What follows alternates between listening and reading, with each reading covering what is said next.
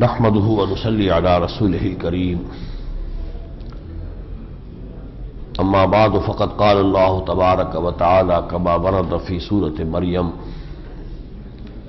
اعوذ بالله من الشيطان الرجيم بسم الله الرحمن الرحيم كافها يا عين صاد ذکر رحمت ربک عبدہ زکریا اذ نادى ربه نداء خفيا قال رب إني وهن العظم مني واشتعل الرأس شيبا ولم أكن بدعائك رب شقيا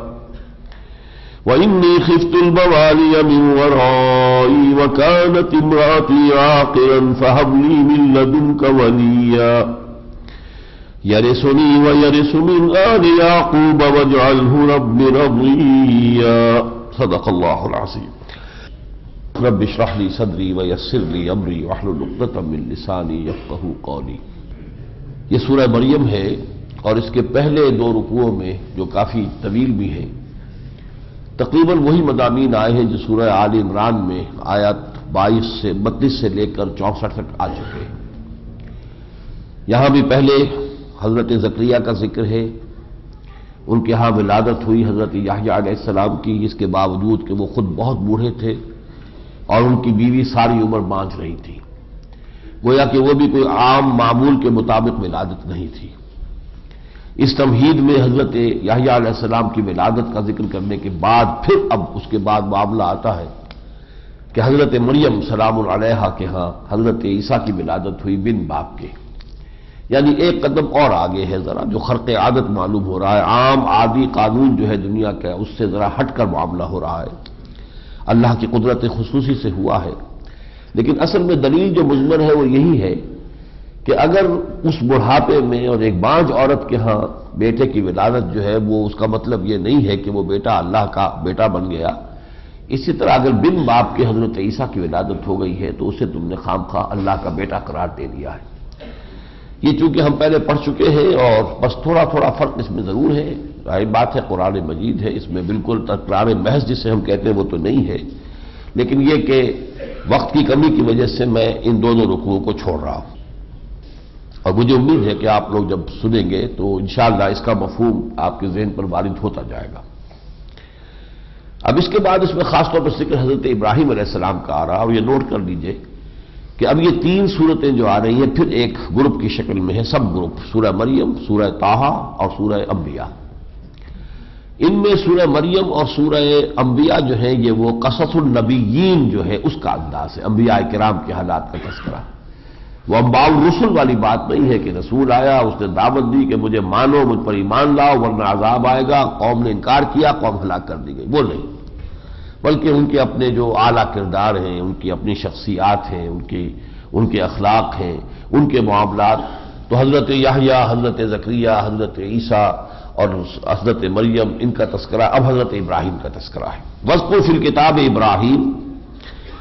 اور قرآن میں اس کتاب میں ذکر کیجئے اے نبی حضرت ابراہیم کا، اِنَّهُ كَانَ صِدِّيقًا نَبِيًّا، یقیناً وہ ہمارے صدیق نبی تھے، نہایت راست باز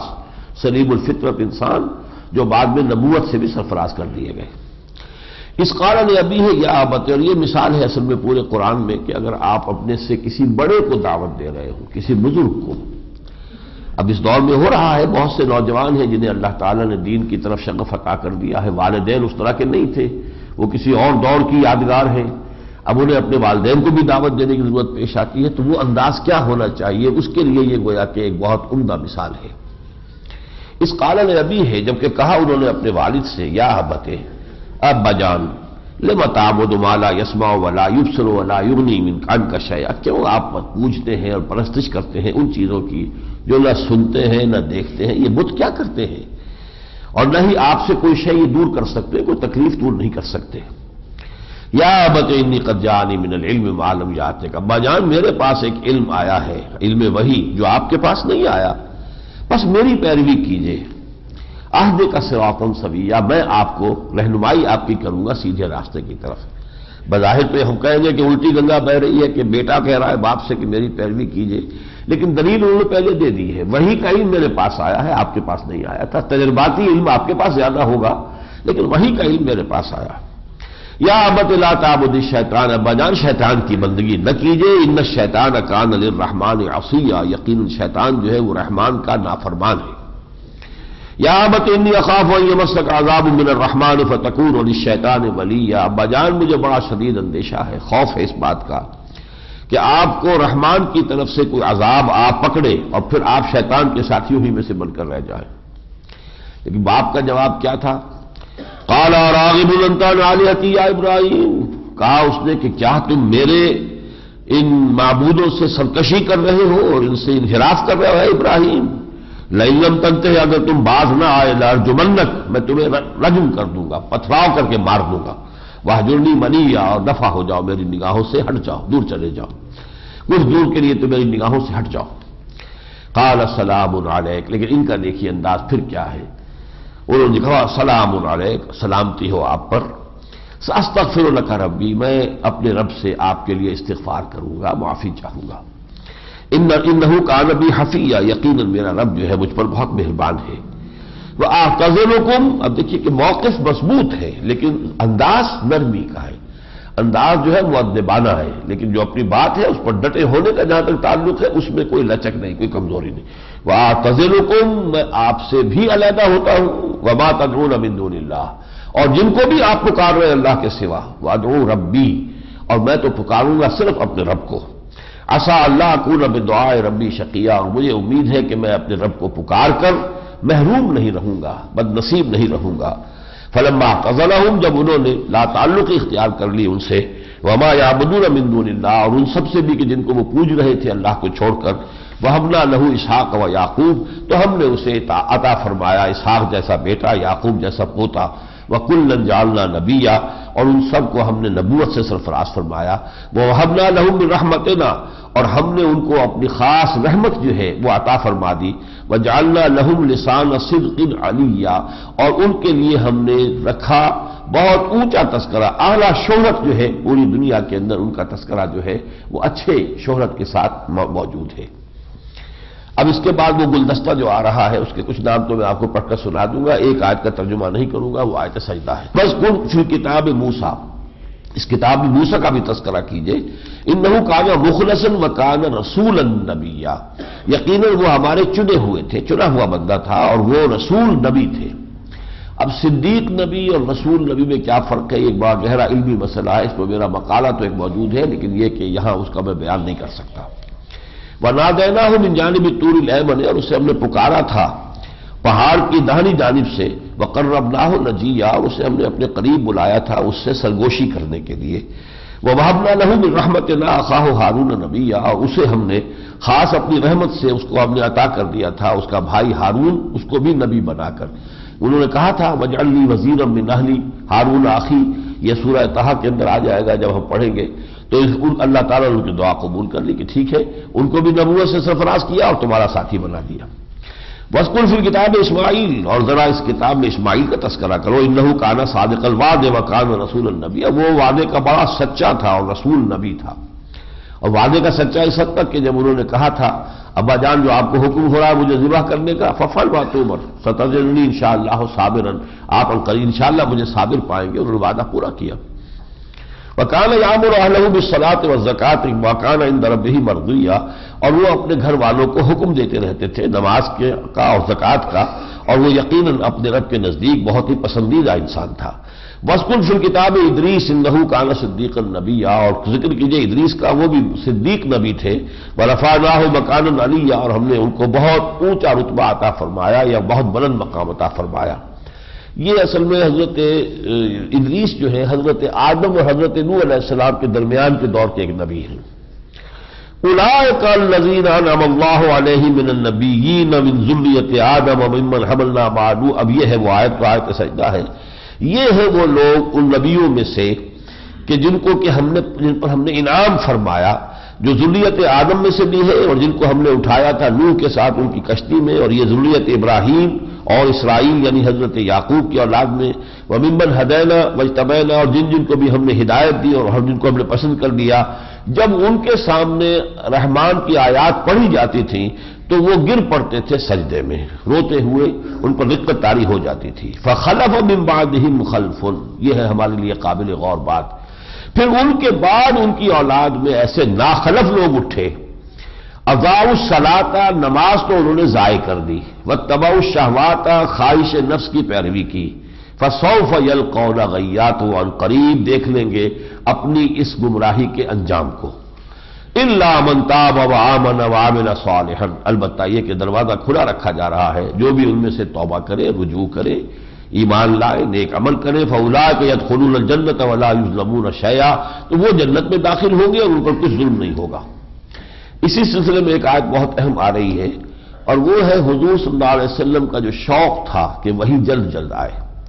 قرآن سے اتنی محبت شدید تھی کہ ذرا وقفہ ہو جاتا تھا وحی کے آنے میں تو آپ پر یہ وقفہ شاق گزرتا تھا۔ تو حضرت جبرائیل آئے تو آپ نے شکایت فرمائی کہ یہ آپ دیر کر دیتے ہیں، تو میرا شوق دیکھ، میرا انتظار دیکھ، آپ جلدی آیا کریں۔ تو ان کا جواب ہے جو یہاں نقل کیا جا رہا ہے، وَمَا نَتَنَزَّلُ إِلَّا بِأَمْرِ رَبِّكَ، اے نبی ہم نہیں نازل ہو سکتے مگر آپ کے رب کے حکم سے، ہماری اپنی مرضی کو اس میں کوئی دخل نہیں، جب تیرے رب کا حکم ہوتا ہے ہم وہی لے کر آ جاتے ہیں۔ وَمَا نَتَنَزَّلُ إِلَّا بِأَمْرِ رَبِّكَ، ہم نہیں نازل ہو سکتے مگر آپ کے رب کے حکم سے۔ لَهُ مَا بَيْنَ أَيْدِينَا وَمَا خَلْفَنَا وَمَا بَيْنَ ذَلِكَ، یہ بڑے جامع الفاظ ہیں۔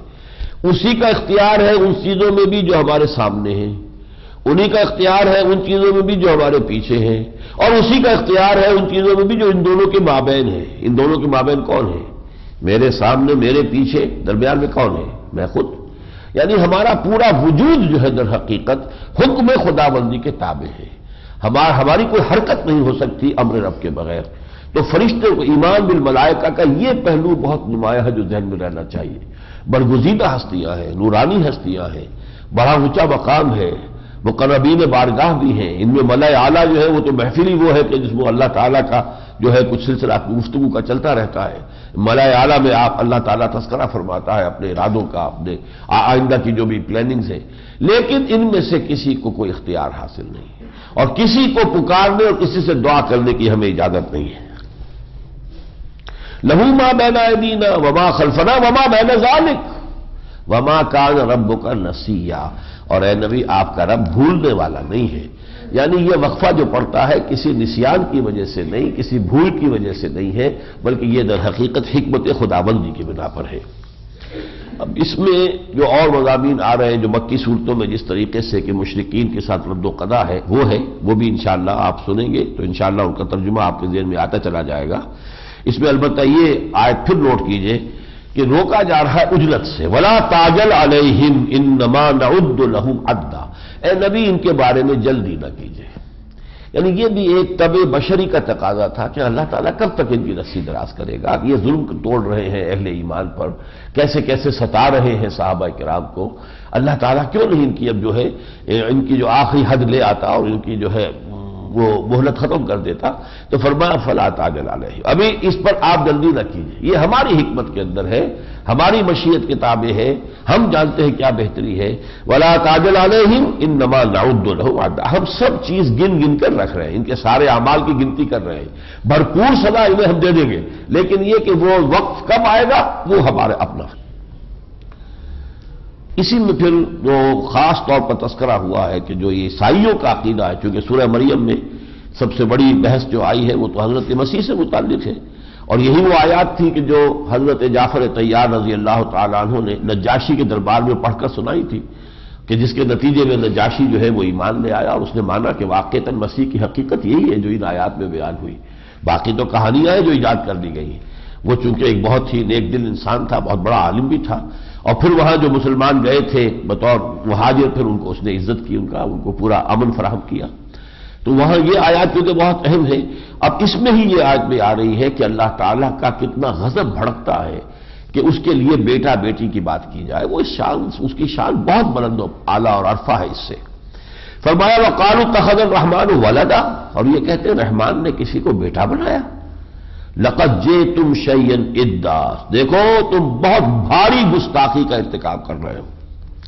کتنی بھاری ہے یہ گستاخی، تکاد السماوات یتفطرن منہ، قریب ہے کہ آسمان پھٹ پڑے تمہاری اس گستاخی کی بنا پر، وتنشق الارض، زمین شق ہو جائے، وتخر الجبال حدا، اور یہ پہاڑ جو ہے یہ دھماکے کے ساتھ گر پڑے،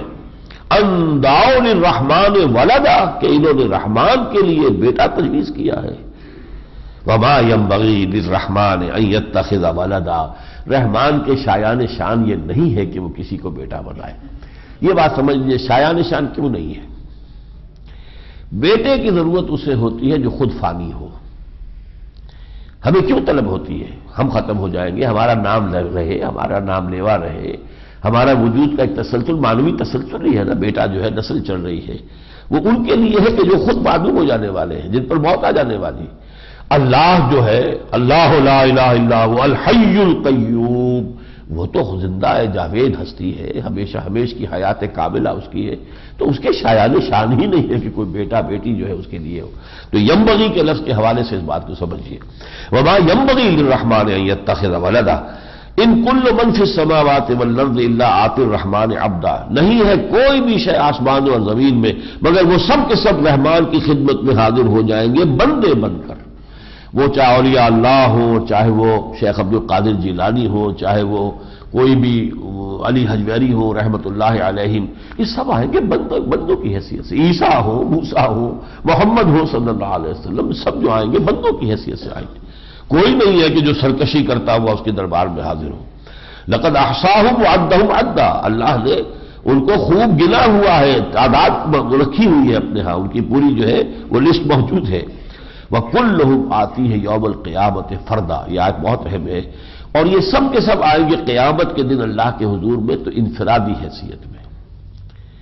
اللہ کے ہاں محاسبہ انفرادی ہے، دنیا میں اللہ کے عذاب و ثواب کا معاملہ اجتماعی ہوتا ہے، قوموں پر ہلاکت آتی ہے، قوموں پر بربادی آتی ہے، قوموں پر اگر اجتماعی طور پر فساد کا غلبہ ہو جائے تو پھر وہ جو عذاب آتا ہے اس میں گیہوں کے ساتھ گھن بھی پستا ہے، وَاتَّقُوا فِتْنَةً لَا تُصِيبَنَّ الَّذِينَ ظَلَمُوا مِنكُمْ خَاصَّةً، یہاں پر تو قوموں پر آتا ہے، قوموں کا محاسبہ دنیا میں ہے،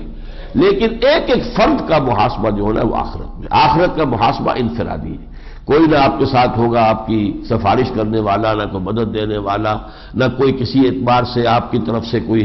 محاسبہ فیس کر لینے والا، کوئی نہیں، کوئی لاؤ لشکر نہیں ہوگا، کوئی خدم و حشم نہیں ہوں گے، یہاں آپ کی کوئی بھی حیثیت تھی وہ حیثیت وہاں نہیں ہوگی، آئیں گے تنہا اکیلے اکیلے۔ وَكُلُّهُمْ آتِيهِ يَوْمَ الْقِيَامَةِ فَرْدًا إِنَّ الَّذِينَ آمَنُوا وَعَمِلُوا الصَّالِحَاتِ سَيَجْعَلُ لَهُمُ الرَّحْمَنُ وُدًّا، یقیناً وہ لوگ جو ایمان لائے اور جنہوں نے نیک عمل کیے ان قریب رحمان ان کے لیے محبت پیدا فرما دے گا۔ ابھی تو یہ جو کافر ہیں ان کو ستا رہے ہیں، ان کی دشمنی کر رہے ہیں، ایک وقت آئے گا کہ وہ محبوب ترین بندے بن جائیں گے لوگوں کے نزدیک۔ اب آپ اندازہ کیجئے صحابہ کرام کے لیے کیا عظمت کا ذکر ہوتا رہتا ہے، کس طریقے سے وہ مسلمانوں کے دلوں کے اندر ان کی محبت ہے، پھر وہاں بھی اس وقت بھی ہو گئی تھی، اور عام طور پر بھی اللہ تعالیٰ کی طرف سے یہ ہے کہ اپنے جس خاص بندے سے وہ محبت کرتا ہے پھر اعلان کر دیتا ہے فرشتوں میں، مجھے اس سے محبت ہے، تم بھی اس سے محبت کرو، اور پھر فرشتے اعلان کر دیتے ہیں، پھر لوگوں کے دلوں میں ایک اس کے لیے محبت پیدا کر دی جاتی ہے، اس کی عظمت اور اس کی جو عقیدت ہے اس کے جذبات پیدا کر دیے جاتے ہیں۔ یہ ہے سیجعل لہم الرحمن ودا فانما یسرناہ بلسانک، تو اے محمد صلی اللہ علیہ وسلم ہم نے اس قرآن کو آسان کر دیا ہے آپ کی زبان پر،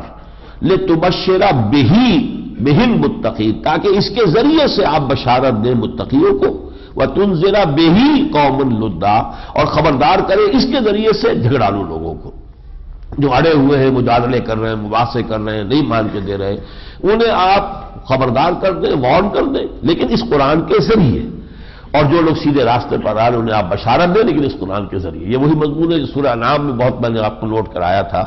انذار قرآن کے ذریعے، تبشیر قرآن کے ذریعے، تذکیر قرآن کے ذریعے، لتبشر بہ المتقین وتنذر بہ قوما لدا وکم اہلکنا قبلہم من قرن،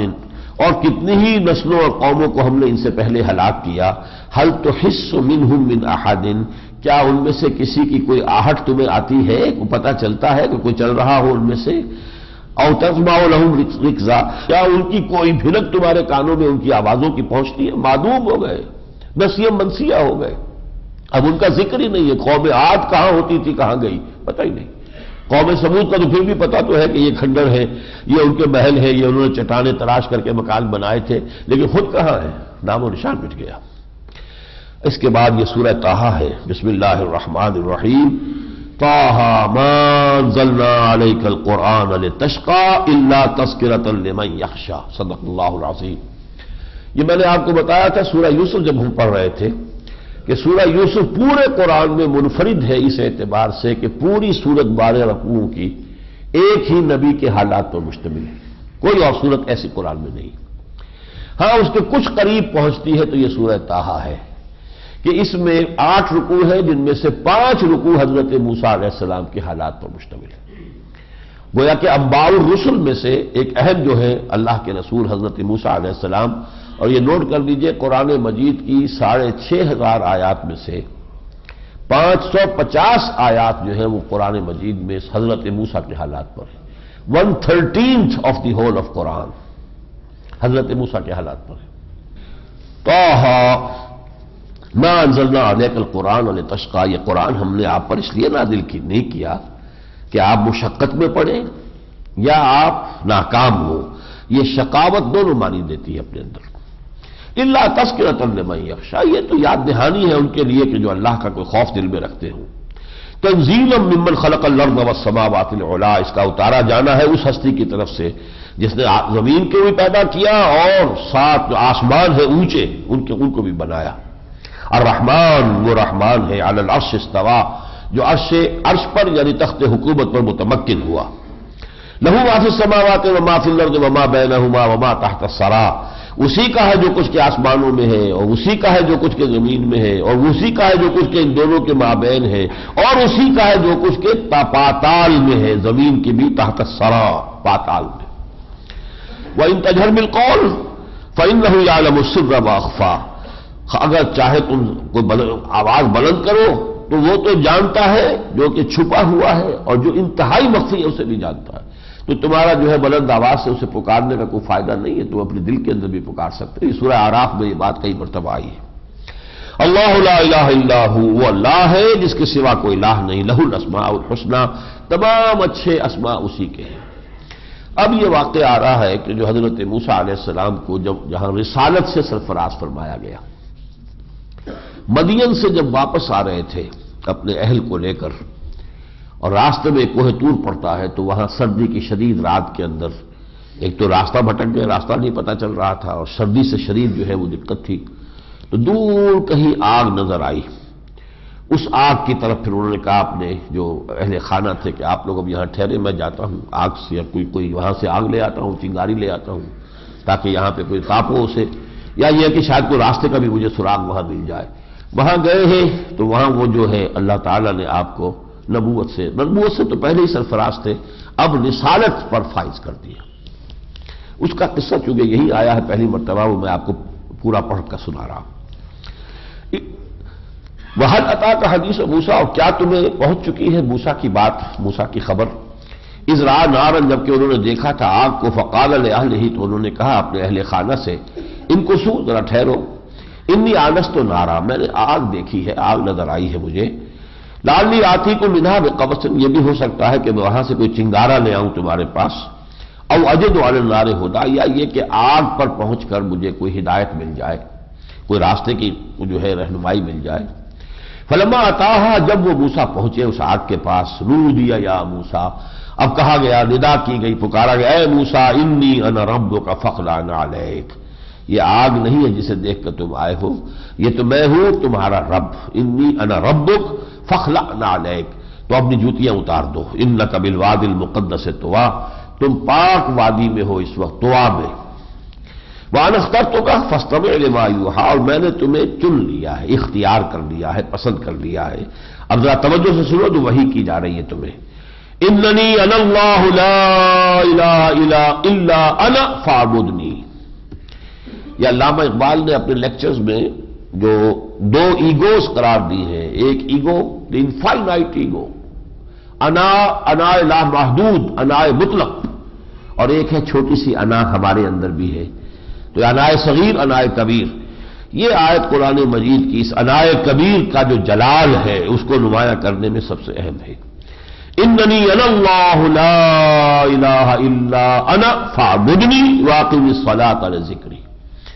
یقیناً میں ہی ہوں، میں اللہ جس کے سوا کوئی معبود نہیں، میرے سوا کوئی معبود، بس میری ہی بندگی اور پرستش کرو اور نماز قائم رکھنا میری یاد کے لیے۔ اور نمبر 2 بات، وَإِنَّ السَّاعَةَ آتِيَةٌ، قیامت آ کر رہنے والی شے ہے، أَكَادُ أُخْفِيهَا، اسے میں چھپائے رکھوں گا، یہ نہیں بتاؤں گا کہ کب آئے گی، لِتُجْزَىٰ كُلُّ نَفْسٍ بِمَا تَسْعَىٰ، تاکہ یہ کہ ہر ذی نفس جو ہے محنت کرتا رہے اور پھر اس کو اس کا بھرپور صلہ مل جائے۔ فَلَا يَصُدَّنَّكَ عَنْهَا، تو دیکھنا اس آخرت سے تمہیں برگشتہ نہ کر پائیں وہ لوگ، بل لا يُؤْمِنُ بِهَا، جو اس پر ایمان نہیں رکھتے، جو دنیا پرست ہے انہی کو دیکھ کر تم بھی کہیں دنیا پرستی ہی میں لگ جاؤ۔ وَاتَّبَعَ هَوَاهُ فَتَرْضَىٰ، اور جنہوں نے کہ پیچھے پیروی کی ہے اپنی خواہشات کی تو وہ تمہیں بھی ہلاک کر دیں گے، برباد کر دیں گے۔ وَمَا تِلْكَ بِيَمِينِكَ يَا مُوسَىٰ، موسیٰ یہ تمہارے داہنے ہاتھ میں کیا ہے؟ قَالَ هِيَ عَصَايَ، ان کا یہ میرا عصا ہے، اتوکا علیہا، میں اس پر ٹیک بھی لگا لیتا ہوں، احش بہا علی غنمی، اپنی بکریوں کے لیے میں ذرا پتے جھاڑتا ہوں اس سے درختوں کے، ولی فیہا مغارب اخرى، اور میرے لیے اس میں اور بھی بہت سے کام ہیں چھوٹے موٹے، میں اور ضرورتیں پوری کرتا ہوں۔ قال القھا یا موسیٰ، کہا ذرا ڈال دو زمین پر اس کو اے موسیٰ، فالقاہا، ڈال دیا، فاذا ہی حیۃ تسعیٰ، تو اچانک وہ سانپ بن گیا دوڑتا ہوا۔ قال خذھا ولا تخف، اللہ نے فرمایا اب اس کو پکڑ لو اور ڈرو نہیں۔ سنعیدھا سیرتھا الاولی، ہم ان قریب اسے لوٹا کر پچھلی ہی صورت پر لے جائیں گے، یعنی پھر وہ عصا کا عصا بن گیا۔ وَاضْمُمْ يَدَكَ إِلَىٰ جَنَاحِكَ، اور ذرا اپنے ہاتھ کو اپنے بغل کے اندر اپنے پہلو کے ساتھ دباؤ، جوڑو، تخرج بیضاء، پھر جس کو نکالو گے تو وہ سفید ہوگا، من غیر سوء، کسی عیب کی وجہ سے نہیں، کوئی برس نہیں ہے، کوئی بیماری نہیں ہے، آیتن اخرى، یہ دوسری نشانی ہے، لنریک من آیاتنا الکبریٰ، تاکہ ہم تمہیں دکھائیں اپنی بڑی نشانیاں۔ اب نشانیاں دینے کے بعد اب حکم ہو رہا، اذهب الى فرعون انه طغى، یہاں سے رسالت شروع ہوئی، جاؤ اب فرعون کی طرف، یقیناً وہ بہت سرکش ہو گیا ہے۔ قال رب اشرح لي صدری ويسر لي امری واحلل عقدۃ من لسانی یفقهوا قولی، حضرت موسیٰ نے عرض کیا پروردگار میرے لیے میرے سینے کو کھول دے، میرے لیے میرے اس کام کو آسان فرما دے جو بھاری بوجھ میرے اوپر ڈال رہا ہے، واحلل عقدۃ من لسانی، میری زبان میں لکنت ہے، میری اس لکنت کو بھی کھول دے، یفقهوا قولی، تاکہ وہ میری بات اچھی طرح سمجھ سکے، لکنت والے آدمی گفتگو کرے تو اس کی بات کو سمجھنے میں دقت ہوتی ہے۔ وَاجْعَلْ لِي وَزِيرًا مِّنْ أَهْلِي، اور مجھے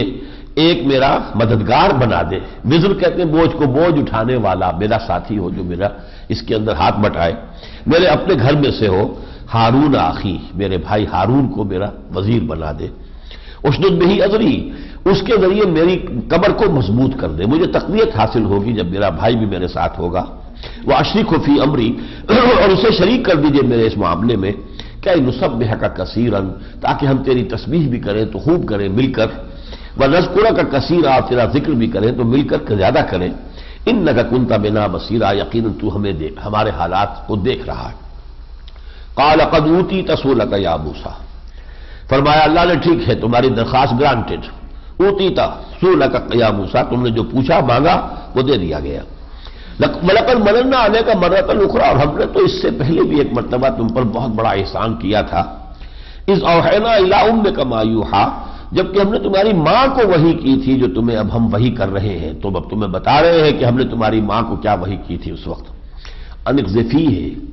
وہ جبکہ اعلان عام تھا کہ اسرائیلیوں میں جو بچہ پیدا ہو اسے قتل کر دیا جائے، اور ماں ڈر رہی تھی، اسے دھڑکا تھا، أَنِ اقْذِفِيهِ، کہ اسے ذرا فی التابوت، ایک صندوق میں رکھ دو، فاقذفیہ فی الیم، اور پھر اس کو دریا میں ڈال دو، فلیلقہ الیم بالساحل، دریا جو ہے اس کو پھینک دے گا ساحل پر، یاخذہ عدو لی وعدو لہ، اور اسے پھر لے لیں گے، یہ امر کا صیغہ ہے، ویسے ترجمہ میں کر رہا ہوں مضارع مستقبل میں، اٹھا لے اس کو، ایک دشمن میرا اور اس کا، دشمن میرا بھی ہے فرعون اور اس کا بھی ہے، لیکن اسی کے ہاتھوں پلواؤں گا میں، اسی کے ہاتھوں اس کی جو ہے نگہداشت کراؤں گا۔ وَأَلْقَيْتُ عَلَيْكَ مَحَبَّةً مِّنِّي، اور اے موسیٰ میں نے تم پر اپنی محبت کا ایک پرتو ڈال دیا، یہ خاص مقام ہے، یعنی اللہ تعالیٰ نے کوئی ایسی موہنی صورت بنائی یا حضرت موسیٰ کے شکل میں کچھ ایسی تاثیر کی، دل کو موہ لینے والی کہ جو دیکھے وہ گویا کہ اس کا ہو کر رہ جائے، کہ اب وہ جان گیا تھا فرعون کہ یہ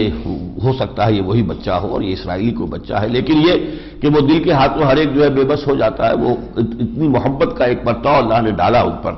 وَأَلْقَيْتُ عَلَيْكَ مَحَبَّةً مِّنِّي وَلِتُصْنَعَ عَلَىٰ عَيْنِي، تاکہ تمہاری پرورش کی جائے میری نگاہوں کے سامنے. اس تمشی اختوں کا فتقول، اور جب کہ تمہاری بہن چل رہی تھی جا رہی تھی، ماں نے کہہ دیا تھا بہن سے کہ ذرا دیکھتی جاؤ کہاں کہاں یہ دریائے نیل، یہ جو ہے اب یہ صندوق جو ہے کہاں جا رہا ہے. اور وہ وہاں پہنچی ہوئی تھی جہاں یہ نکالا گیا تھا، اور وہاں تو اب ان کے لیے دوسری جگہ پر آیا ہے. دودھ پلانے والیاں جتنی بلائی گئی کسی کے دودھ کو منہ میں بھی نہیں لیا انہوں نے، پینا تو درکنار ہے. اس نے کہا میں ایک عورت کو سے واقف ہوں، آپ کہیں تو میں بلا دوں، وہ شاید اس کو دودھ پلا سکے. اپنی ماں کو لے آئی اور فوراً جو ہے حضرت موسیٰ نے ان کا دودھ پی لیا. اس طرح اللہ تعالیٰ نے لوٹا بھی دیا اپنی ماں کے پاس ہی حضرت موسیٰ کو. فَتَقُولُ هَلْ أَدُلُّكُمْ عَلَىٰ مَن يَكْفُلُهُ، اس بہن نے کہا کہ کیا میں آپ کی رہنمائی کروں ایک ایسے گھر والوں کی طرف جو اس کی کفالت کریں گے، اسے پالیں گے. فَرَجَعْنَاكَ إِلَىٰ أُمِّكَ، تو ہم نے لوٹا دیا تمہیں تمہاری ماں کی طرف، کہ تَقَرَّ عَيْنُهَا، تاکہ اس کی آنکھ ٹھنڈی رہے، وَلَا تَحْزَنْ، اور وہ رنجیدہ اور غمگین نہ ہو. وَقَتَلْتَ نَفْسًا فَنَجَّيْنَاكَ مِنَ الْغَمِّ، پھر تم سے ایک قتل بھی ہو گیا تھا، ایک قبطی کو تم نے قتل کر دیا. یہ سورہ قصص میں آئے گا پورا واقعہ. وَفَتَنَّاكَ فُتُونًا، اور پھر ہم نے تمہیں بہت سی آزمائشوں میں سے گزارا ہے. ظاہر بات ہے اس کے بعد جو سفر کیا ہے پورا مدین پہنچے ہیں، صحرائے سینا کو پیدل کراس کیا ہے، تنہا ایک انسان نے، تو یہ تو بڑی آزمائشوں میں سے گزرے ہیں. فَلَبِثْتَ سِنِينَ فِي أَهْلِ مَدْيَنَ، اور پھر کئی سال اے موسیٰ تم رہے ہو اہل مدین میں. ثُمَّ جِئْتَ عَلَىٰ قَدَرٍ يَا موسیٰ، پھر اے موسیٰ جو یہاں تم آئے ہو تو یہ ہماری تقدیر تمہیں لے کر آئی ہے، ہمارا یہ نوشتہ تھا کہ تم یہاں پہنچو، اور یہ سارا ہم نے تمہیں تیار کیا. وَاصْطَنَعْتُكَ لِنَفْسِي، میں نے تمہیں تیار کیا ہے اپنے لیے. ایک مشن ہے جو تمہارے حوالے کیا جانا ہے. یہ ایسے ہی نہیں ہو گیا ہے کہ بچہ نکل آیا دریائے نیل سے اور وہ پل بھی گیا اور سب ہو گیا. یہ ہماری جو ہے یہ ایک تدبیر تھی کہ جس کو ہم نے اس طرح پورا کیا ہے. اِذْهَبْ أَنْتَ وَأَخُوكَ بِآيَاتِي وَلَا تَنِيَا فِي ذِكْرِي، جاؤ تم اور تمہارا بھائی میری یہ نشانیاں لے کر، میرے یہ معجزات لے کر، اور دیکھنا میری یاد میں سستی نہ کرنا. اقیم الصلاۃ لذکری پہلے بھی آ گیا تھا، ولا تنیا فی ذکری، یاد رکھنا مجھے، اس لیے کہ میری یاد ہی سے تمہیں تقویت حاصل ہوگی، تمہارے اندر صبر کا مادہ پیدا ہوگا. اذهبا الی فرعون انہ طغی، جاؤ اب دونوں تم فرعون کے پاس، وہ بہت سرکش ہو گیا. فقولا، دوبارہ بھی انہوں نے کہا، فقولا لہ قولا لینا، جا کے فرعون سے بات کرنا نرم، لعلہ یتذکر او یخشی، شاید کہ وہ نصیحت اخذ کر لے، وہ واقعتاً اس پر نصیحت اثر انداز ہو جائے یا اس میں کوئی واقعی دل میں خوف پیدا ہو ہی جائے. قالا، دونوں نے کہا، ربنا اننا نخاف ان یفرط علینا او یطغی، پروردگار ہمارے، ہمیں تو اندیشہ یہ ہے کہ وہ ہم پر بھڑک اٹھے گا ایک دم اور کوئی زیادتی کرے گا. وہ تو بڑا جلالی آدمی ہے، اور ہم جائیں گے اس کے پاس اور ہم کہیں گے ہم اللہ کے فرستادے نمائندے بن کر آئے ہیں، ہمیں تو بڑا اندیشہ ہے کہ وہ ہم پر کوئی بہت زبردست کوئی تعدی کرے، زیادتی کرے. قال لا تخافا، اللہ نے کہا ڈرو نہیں، اننی معکما اسمع و ارى، میں تم دونوں کے ساتھ ہوں، سنتا بھی رہوں گا ہر شے کو، دیکھتا بھی رہوں گا. فاتیاہ، جاؤ دونوں اس کے پاس. فقولا انا رسول ربک فارسل معنا بنی اسرائیل، تو کہو ہم دونوں اللہ کے فرستادے پیغامبر ہیں تمہاری طرف، بس بھیج دو ہمارے ساتھ بنی اسرائیل کو. ولا تعذبہم، اب ان کو مت ستاؤ. قد جئناک بآیۃ من ربک، ہم تمہارے رب کی طرف سے نشانیاں لے کر آئے ہیں. والسلام علی من اتبع الہدی، اور سلامتی تو انہی کے لیے ہے کہ جو اللہ کی ہدایت کی پیروی کرے. انا قد اوحی الینا، اور یہ ہم پر وحی کر دیا گیا ہے، ان العذاب علی من کذب وتولی، کہ عذاب اور پکڑ اور سزا آ کر رہے گی اس پر کہ جو تکذیب کرے گا اور پیٹھ موڑ لے گا. اب گویا کہ یہاں سے وہ پہنچ گئے ہیں حضرت موسیٰ اور حضرت ہارون فرعون کے دربار میں اور دعوت پیش کر دی ہے. قال، اب جواب دے رہا ہے موسیٰ، فمن ربکما یا موسیٰ، یہ کون ہے تمہارا رب جس کا تم کہتے ہو کہ اس نے تمہیں رسول بنا کر بھیجا ہے، تو تم دونوں کا وہ رب کون ہے؟ فمن ربکما یا موسیٰ، قال ربنا الذی اعطی کل شیء خلقہ ثم ہدی، وہ کہا میرا ہمارا رب وہ ہے جس نے ہر شے کو اس کی خلقت عطا کی اور پھر ہدایت دے دی. یعنی جو جبلی ہدایت ہے ہر شے کے اندر، حیوانات میں جبلی ہدایت ہے. اب آپ کو معلوم ہے کہ بکری گوشت کی طرف دیکھے گی بھی نہیں اور گھاس کھائے گی یا کچھ اور چیزیں پتے کھائے گی، اور وہ جو شیر ہے وہ کسی اور شے کو دیکھے گا ہی نہیں، اس کے لیے گوشت ہی گوشت۔ تو یہ ساری چیزیں ان کی جبلت کے اندر ہے، اللہ نے ہر شے کو بنایا ہے، اور ایک جبلی ہدایت جو ہے، جیسے بچہ پیدا ہوتا ہی ماں کی چھاتی سے وہ دودھ پینا شروع کر دیتا ہے، اگر کہیں سے معلوم ہوتا ہے ٹریننگ لے کے آیا ہوا کسی جگہ سے خاص طور پر کہ آتے ہی اسے معلوم ہے کہ میرا رزق کہاں ہے، تو یہ اللہ نے جبلی ہدایت ہر شے کو دی ہوئی ہے۔ الذی خلق فسوی ثم قدر فہدی، تو یہ چیزیں جو ہے 4 الفاظ آتے ہیں، بعد میں پڑھیں گے۔ قال فما بال القرون الاولی، بڑا ترپ کا پتہ پھینکا ہے یہ فرعون نے کہ یہ جو پچھلی نسلیں گزر گئی ان کا کیا ہوگا؟ یعنی آج تم ہمارے پاس تو آ گئے کہ تمہیں اللہ نے رسول بنا کے بھیج دیا، چلیے بالفرض ہم آپ کی بات مان ہی لیتے ہیں، ہمارے اگلوں کا کیا ہوگا جن کے پاس تو کوئی رسول نہیں آیا؟ تو اس کا کیا مطلب ہے؟ وہ چاہتا تھا کہ یہ کہتے سب کافر ہیں، بدماش، سب کے سب جو ہے جہنمی ہیں، جو بھی تمہارے آباء و اجداد ہیں، یہ الفاظ کہیں تاکہ یہ ساری قوم جو سن رہی ہے اس کے اندر ایک غصہ پیدا ہو جائے، اور ایک جو ہے عصبیت جاہلی کی وجہ سے وہ آگے بات نہ سنے۔ لیکن بڑا ہی حکیمانہ جواب دیا ہے حضرت موسیٰ نے، قال علمها عند ربی فی کتاب، ان کا علم جو ہے میرے رب کے پاس ایک کتاب میں ہے، لا یضل ربی ولا ینسیٰ، میرا رب نہ بھٹکتا ہے نہ بھولتا ہے،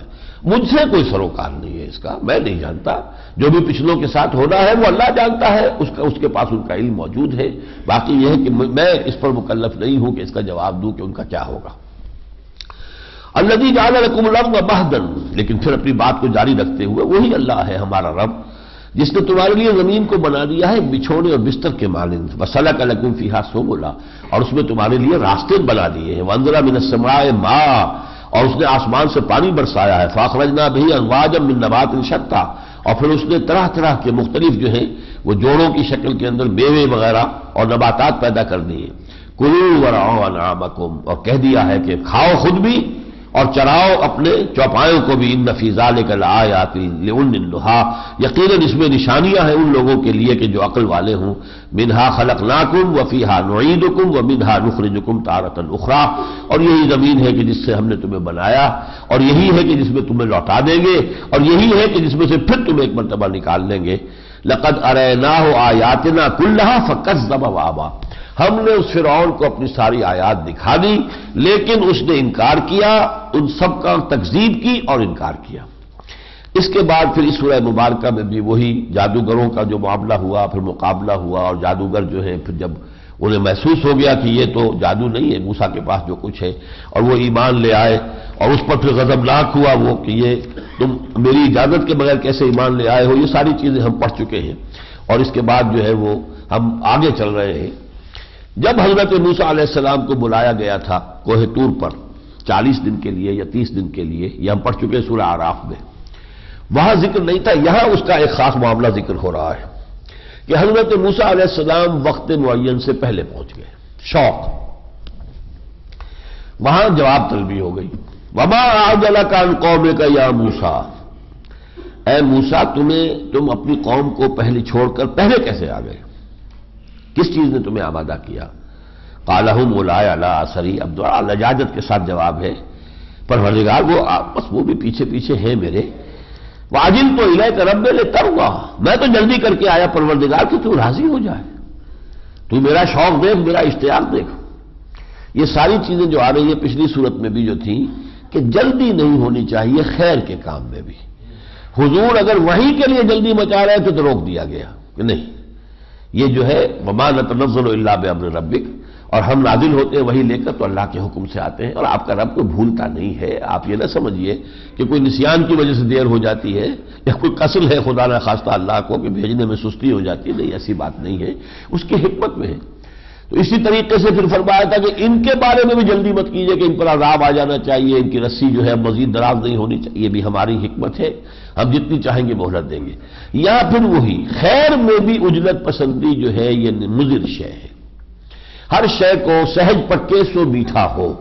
نیکی کے کام میں بھی آپ اس کی خاص فطری رفتار سے آگے بڑھ کر چاہیں گے کہ تیزی سے چلے تو وہ کام کچا رہ جائے گا، اور کسی آئندہ مرحلے پر وہ کچائی ظاہر ہوگی اور پورے کیے کرائے کے اوپر جو ہے ان کا بیڑا غرق ہو جائے گا۔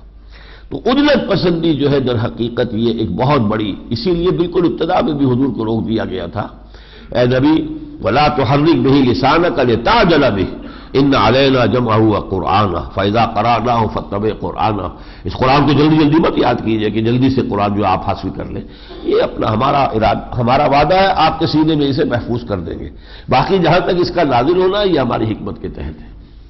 تو فرمایا وما عجلک عن قومک یا موسیٰ قال هم اولائی علی اثری وعجلت الیک رب لترضی قال فإنا قد فتنا قومک من بعدک وأضلهم السامری، اللہ نے فرمایا تو ہم نے تمہارے بعد تمہاری قوم کو فتنے میں مبتلا کر دیا ہے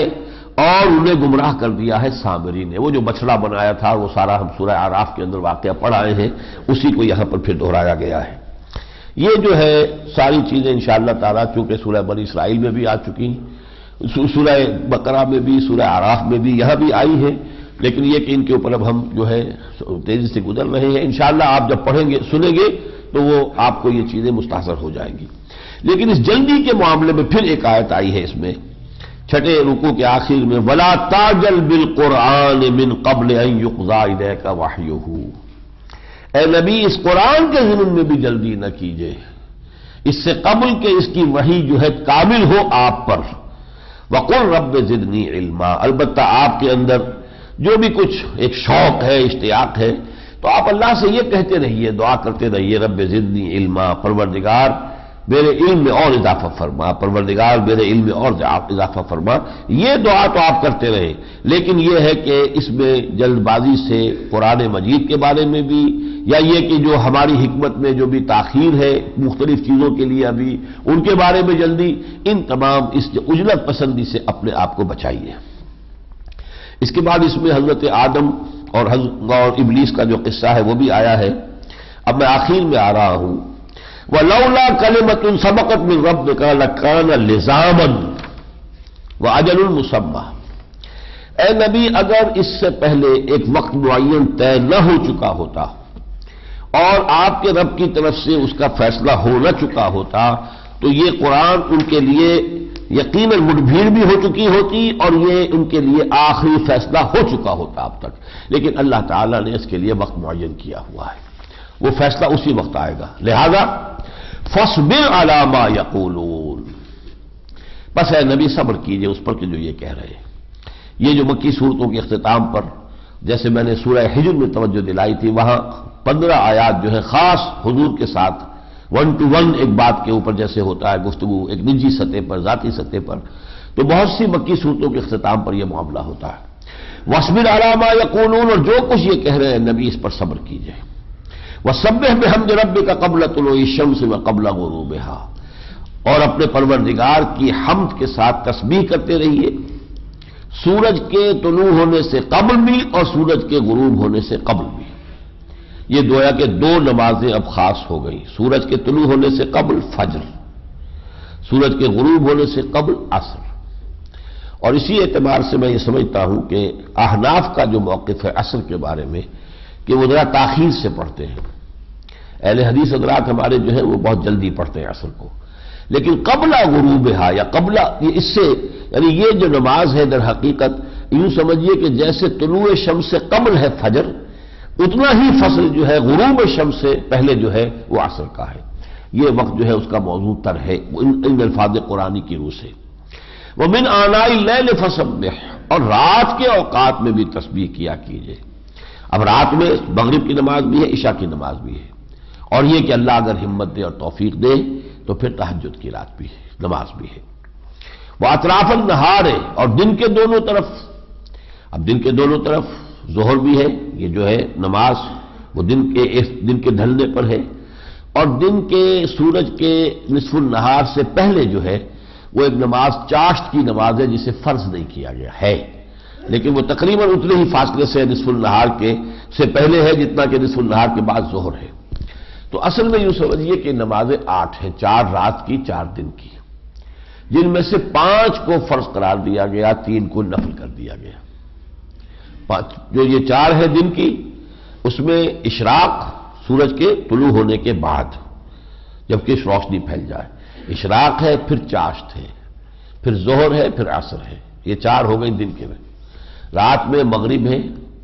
عشاء ہے، پھر تہجد ہے، پھر فجر ہے، وہ بھی چونکہ طلوع شمس سے پہلے ہے، تو 4 رات میں